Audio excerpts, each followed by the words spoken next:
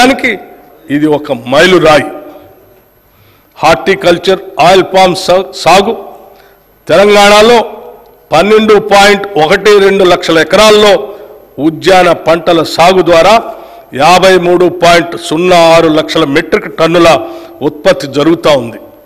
రాష్ట్రంలో oil palm సాగును ప్రోత్సహించేందుకు oil palm area expansion under national mission on edible oils పథకం కింద ఆయిల్ పామ్ సాగు రైతులకి అవసరమైన సహాయం అందిస్తాం.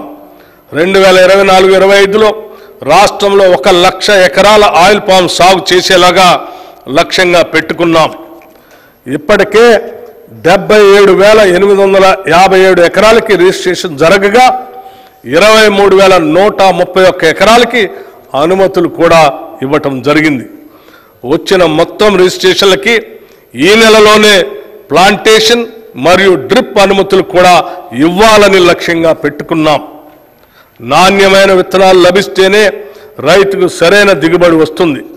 గత ప్రభుత్వ పాలనలో రాష్ట్ర రైతాంగం నకిలీ విత్తనాల వల్ల పూర్తిగా నష్టపోయారు.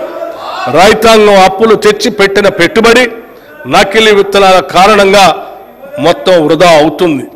మా ప్రభుత్వం నకిలీ విత్తనాలను అరికట్టేందుకు కృత నిశ్చయంతో ఉంది. నకిలీ విత్తనాలను అరికడుతూ నాణ్యమైన విత్తనాలు రైతులకు అందించే దిశగా చర్యలు తీసుకుంటున్నాం. రైతులకు నష్టం జరిగే ఎటువంటి చర్యలను మా ప్రభుత్వం సహించదు. హార్టికల్చర్కు బడ్జెట్లో 737 కోట్ల రూపాయలు ప్రతిపాదిస్తున్నాం. పశుసంవర్ధక శాఖ పాడి పశువుల పెంపకం గ్రామీణ ప్రజానికానికి ఎంతో ఆర్థిక పుష్టిని ఇస్తుంది. పాలు, మాంసం, గుడ్లు ప్రజానికానికి పోషణ అందించడంతో పాటు అదనపు ఆదాయం ఇస్తాయి. ఇతర అనుబంధ రంగాలైన చేపలు, గొర్రెలు, కోళ్ల పెంపకం ఎంతో మందికి జీవనోపాధి కల్పిస్తాయి. ఈ రంగం గ్రామీణ ప్రాంతాల్లో ఉపాధి కల్పిస్తూ అభివృద్ధిలో కీలక పాత్ర వహిస్తుంది. పాల ఉత్పత్తి రంగంలో 62% వాటా చిన్న సన్నకారు మరియు భూమి లేని పేదలదే.